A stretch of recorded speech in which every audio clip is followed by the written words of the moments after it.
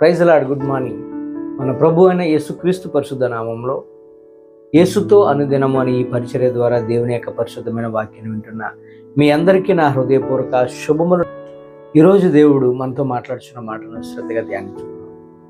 చిన్న ప్రార్థన చేసుకుని మన వాక్యంలోనికి వెళ్దాం. మహాగణుడా, పరిశుద్ధుడైన మా తండ్రి, కృపగల దేవ, మహోన్నతుడా, ఈ మాటలు ఎందరైతే వింటున్నారో వింటున్న ప్రతి ఒక్కరిని పేరు పేరుని మీరే దీవించి ఆశీర్వదించండియా. వారి గృహాలలో నీ మేలులతో తృప్తిపరచండియా. ఎవరైతే బలహీనులై ఉన్నారో వారిని బలపరచండియా. ఎవరైతే శక్తిహీనులైనారో వారికి నీ శక్తిని ఇవ్వండియా. ఎవరైతే నేను ప్రభు అనారోగ్యంతో ఉన్నారో వారికి ఇప్పుడే స్వస్థతను దయచేయండియా. ఎవరైతే నేను పుట్టినరోజులు, వివాహ దినోత్సవాలు జరుపుకుంటున్నారో సంవత్సరం అనే దయా కిరీటాలతో ఆ బిడ్డలు మీరే తృప్తిపరచండియా. ఎవరైతే ప్రయాణాలు చేస్తున్నారో వారి ప్రయాణములన్నిటినీ సుఖవంతం చేయండి ప్రభా. వారి గమ్యాలకు క్షేమకరంగా పంపండి యేసయ్యా. ఈ వాక్యం వింటున్న ప్రతి ఒక్కరిని పేరు పేరున మీరే దీవించి వాక్యానుసారమైన జీవితాన్ని కలిగి నీ కృపను పొందుకునే ధన్యత మా అందరికీ మీరు అనుగ్రహించమని యేసు నామములో ప్రార్థించున్న మా యెహోవా తండ్రి, ఆమేన్. God bless you. దేవుడు ఈరోజు మనతో మాట్లాడుతున్న మాట ఏంటంటే, ఒక వ్యక్తి పాపమును ఒప్పుకొని విడిచిపెట్టి రక్షింపబడిన తరువాత ఆత్మీయంగా విశ్వాసంలో బలపడాలంటే ఆ వ్యక్తికి ఏముండాలి? ఆ వ్యక్తి ఇంకా విశ్వాసంలో బాగా స్ట్రాంగ్ కావాలంటే ఆ వ్యక్తికి కావాల్సింది ఏంటి అనేది మనం చూసినట్లయితే 7 విషయాలు మనం కలిగి ఉంటే, 7 మంచి సుగుణాలన్నీ మనం కలిగి ఉంటే మన ఆత్మీయతలో, విశ్వాసములో చాలా బలంగా ఉండగలమండి. మొదటిగా రక్షణ భాగ్యము దొరికినందుకు. ఎందుకంటే మన అందరము పాపులం, ఎవరు నీతిమంతులు కాదు. ఈ పాపిని దేవుడు రక్షించి ఆయన యొక్క రాజ్యానికి వారసుడు చేయడానికి రక్షణ భాగ్యము దొరికినందుకు దేవుని యందు మొదటగా ఆనందించాలి. ఉదాహరణకు సమరయ స్త్రీ మనందరికీ తెలుసు, పేరుగాంచిన వ్యభిచారి. ఎప్పుడైతే యేసుక్రీస్తు ప్రభు వారితో ఆమె ఆ మాటలు జరిగాయో, ప్రభు ఆమెను ఎప్పుడైతే దర్శించారో, ఆమె జీవితంలో పాపముతో నింపబడిన స్త్రీ రక్షణ భాగ్యాన్ని పొందుకొని ఆ ఊరంతటిని కూడా దేవుని సన్నిధికి తీసుకొచ్చే ధన్యతను పొందుకుంది. ఆమె ప్రభులో ఎంతో ఆనందించింది. రెండవదిగా మనం చూసినట్లయితే, ఎల్లప్పుడూ కూడా మనం రక్షింపబడిన నీవు నేను కూడా పరిశుద్ధుల సహవాసాన్ని ఎన్నడూ విడిచిపెట్టకూడదు. మనకి సహవాసం కావాలి. ఎందుకంటే ఇనుము చేత ఇనుము పదునగును అనే వాక్యం ప్రకారంగా పరిశుద్ధుల సహవాసంలో మనం ఉంటే మనం ఒక్కొక్కసారి బలహీనతలను బట్టి, మనం ఒక్కొక్కసారి పరిస్థితులను బట్టి బ్యాక్ స్లైడ్ అవుతుంటుంటాం. మనల్ని ధైర్యపరిచి మనల్ని స్ట్రాంగ్ చేయడానికి పరిశుద్ధుల సహవాసం ఎంతగానో ఉపయోగపడుతుంది. యేసుక్రీస్తు ప్రభువారు ఆయన శిష్యులను సువార్త నిమిత్తంగా పంపించినప్పుడు ఒక్కొక్కరిని పంపించలేదు, ఇద్దరిద్దరిని జంటలుగా పంపించాడు. ఎందుకు అంటే ఒకరు పడిపోయినా మరొకరు బలపరచడానికి. సహవాసము మనకు కావాలి. ఇనుము చేత ఇనుము పదునగుతుంది. ఒక పరిశుద్ధుడితో అప్పుడే రక్షణ పొందుకున్న వ్యక్తి ఉంటే అతడు ఇంకాను రక్షణలో ఇంకా స్ట్రాంగ్ అవుతాడు. కనుక మనకి పరిశుద్ధుల సహవాసం కావాలి. కనుక సహవాసాన్ని ఎప్పుడు కూడా విడిచిపెట్టద్దు. మూడవదిగా మనం చూసినట్లయితే ప్రార్థన యందు పట్టుదల కలిగి ఉండాలి. నిత్యము ప్రార్థన చేయాలి, విసుకక ప్రార్థన చేయాలి. యేసుక్రీస్తు ప్రభువారు ఆయన దేవుడై ఉండి మనకు ప్రార్థనను ఒక మాదిరి చూపారు. ప్రార్థన ద్వారా మనం దేవునితో సరాసరి మాట్లాడుకోగలం. ప్రార్థనే మనల్ని దేవునికి దగ్గర చేస్తుంది. ప్రార్థనే మన యొక్క బాధను దేవునితో మాట్లాడుకోవడానికి ఒక అవకాశంగా ఉంటుంది. కనుక ప్రార్థన ఎల్లప్పుడూ మనం విసుకగా ప్రార్థించేవారుగా, నిత్యము ప్రార్థించేవారుగా ప్రార్థన జీవితాన్ని ప్రతి ఒక్కరు కలిగి ఉండాలి. నాలుగవదిగా మనం చూసినట్లయితే నీతిని ఎల్లప్పుడూ విడిచిపెట్టొద్దండి. నీతి కొరకు మనం చాలా జాగ్రత్తగా మనం నిలబడాలి. నీతిని ఎప్పుడైతే మనం పోగొట్టుకున్నామో మన వాల్యూ పోయినట్లే. నీతిగా ఉన్నవారు ఎప్పుడు కూడా తొట్టిల్లరు, కదిలింపబడరు. వారు దుర్వార్తకు జడియరు, ఎంతో స్ట్రాంగ్గా ఉంటారు నీతిమంతులు. ఉదాహరణకు యోబుని చూడండి. యోబుకి సమస్య వచ్చింది, కష్టం వచ్చింది, కానీ కదిలింపబడలేదు, భయపడలేదు, దేవుని వైపు చూశాడు.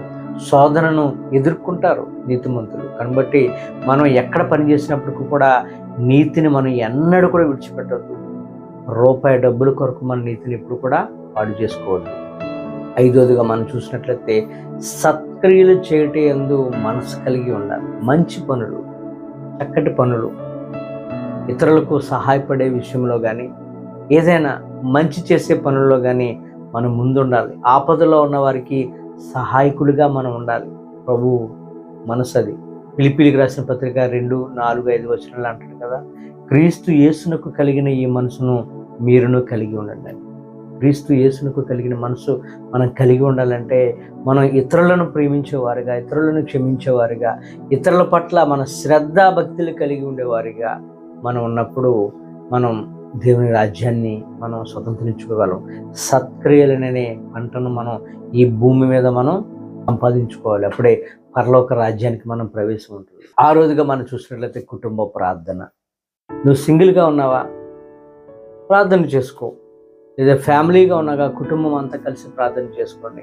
ఎక్కడైనా ఏదైనా టూర్స్లో ఉన్నారా? మీరు ఎందరైతే ఉన్నారో అందరూ కలిసి ఫ్యామిలీగా ప్రార్థన చేసుకోండి. కుటుంబ ప్రార్థన చాలా శక్తివంతమైన ప్రార్థన అండి. ఎందుకంటే కుటుంబ ప్రార్థన ద్వారా సమాధానం వస్తుంది. మొదటిగా మన దేవుడు సమాధానానికి కర్త. ఎక్కడైతే విభేదాలు ఉన్నాయో కలిసి ప్రార్థన చేయటం వల్ల విభేదాలు పోతాయి, సమాధాన పడిపోతారు. కుటుంబ ప్రార్థన ఐక్యతను తీసుకొస్తుంది, యూనిటీ, కలిసిపోయే తత్వాన్ని తీసుకొని వస్తుంది. అంతేకాదు ప్రేమను కలిగి ఉంటారు. కుటుంబ ప్రార్థన చాలా శక్తివంతమైనది. దేవుని సన్నిధి ఆ కుటుంబంలో ఉంటుంది. అంతేకాదు వన్నెస్, ఒకే మనసుతో ఒకే మాట మీద ఒకే ఆత్మచేత వారు పట్టబడి ఉంటారు. కుటుంబ ప్రార్థన చేయటం ద్వారా ఏమవుతుందంటే దేవుని సన్నిధి, దేవుని సమాధానము ఆ గృహంలో ఉంటుంది. చివరగా 7గా మనం చూసినట్లయితే తగ్గింపు జీవితాన్ని కలిగి ఉండు. నువ్వు ఎంత గొప్పవాడైనప్పటికీ కూడా, నువ్వు కోట్లకు పడగెత్తినప్పటికీ కూడా, కోటీశ్వరుడు అయినప్పటికీ కూడా నువ్వు ఎదిగే కొలది ఒదిగి ఉండుట నేర్చుకో.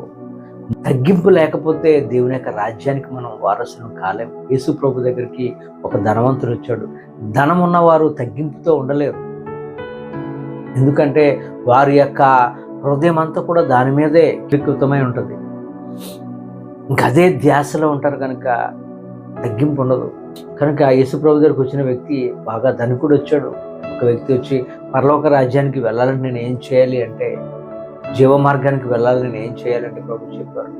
ధర్మశాస్త్రంలో ఉన్నది కదా, దొంగతనం చేయొద్దు, ఇది ఎదుటి వారిని ఇది కూడా ఆశించొద్దు, నీ పొరుగు వారిని ప్రేమించి అన్నీ ఉన్నాయి కదా, అవన్నీ చేయంటే నేను బాల్యం నుంచి ఇవన్నీ చేస్తున్నానంటే ప్రభు అన్నారు, నీలో ఒకటి కొదువుగా ఉంది, నీకున్నది అమ్మి బీదలకిచ్చి నన్ను వెంబడించంటే అతడు మిగుల ఆస్తిపరుడు కనుక ముఖము చిన్నబుచ్చుకుని బ్యాక్ వెళ్ళిపోయినట్లుగా మనం చూస్తాం. ఎందుకంటే తగ్గింపు జీవితం కలిగిన వారు ఎలా ఉంటారంటే సౌమ్యులుగా ఉంటారు, చాలా దీనంగా ఉంటారు. కనుక ఈ మాటలు ఉంటున్న నా ప్రియ సహోదరి సహోదరుడా, నిన్ను నువ్వు తగ్గించుకుంటే ప్రభువే నిన్ను హెచ్చిస్తాడు.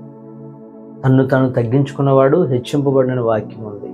ఈ 7 సుగుణాలు కానీ మనం, నీవు, నేను, అప్పుడే రక్షణ పొందిన వ్యక్తి ఎవరైనప్పటికీ కూడా ఈ 7 సుగుణాలు కానీ మనం కలిగి ఉంటే ఆత్మీయతలో మనం స్ట్రాంగ్గా ఉంటాం, విశ్వాసంలో చాలా స్ట్రాంగ్గా ఉండగలం. ఇదేమైనా కష్టమండి? ప్రభుని అడగండి. మీలో ఏ కొదువు ఉందో ఆ కొదువును ప్రభు పాదాల ఎద్ద పెట్టండి. దేవుడు మనల్ని కరుణించే దేవుడు, దేవుడు మనల్ని కరుణించే దేవుడు, ఆయన కృపగల హస్తాలతో ఆశీర్వదించే దేవుడు. కనుక ఒక వ్యక్తి పాపంను ఒప్పుకొని విడిచిపెట్టి రక్షింపబడాలంటే ఖచ్చితంగా ఈ 7 సుగుణాలు నేను రాసుకున్నవి. ఇంకా చాలా మంచి సుగుణాలు ఉన్నాయి. ఇంకా వాటిని కూడా మనం కలిగి ఉంటే ఇంకా ఆత్మీయంగా మనం స్ట్రాంగ్గా ఉండగలం. ఈ కొద్ది మాటలు దేవుడు మనందరి జీవితంలో నెరవేర్చును గాక. ఆమేన్. God bless you.